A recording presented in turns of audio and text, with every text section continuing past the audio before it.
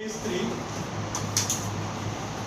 one point lies on one point on x-axis, so other point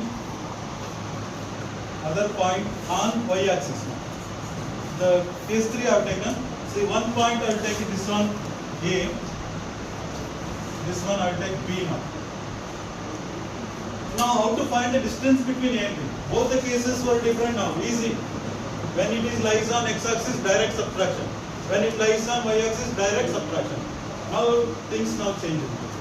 How to find the distance between which one you are going to subtract? Then, so I want to find out the distance between A and B means. So join this distance. I using the scale now. This distance I want to find out. AB. AB and ಕಂಡಿಡಿಲಿಕ್ಕೆ ಯಾವುದು points ಇಲ್ಲ subtract ಮಾಡಲಿಕ್ಕೆ ಆಗಲ್ಲ. Correct? So for that, you can see one right angle triangle formed here. So you call this as O.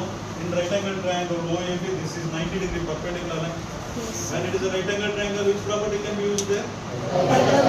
So now AB square can be written as Pythagoras property apply OA square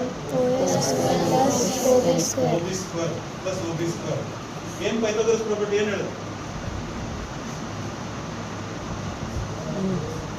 Square on hypotenuse is equal to sum of the squares on opposite. sum of the squares on the other two sides.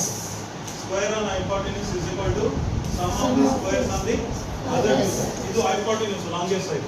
Other ಮೇಲೆ square sum of the squares on the other two sides. So AB square, so OA square, OB square, sum of the squares we are done. Is it clear to all? Now you have to find out OA.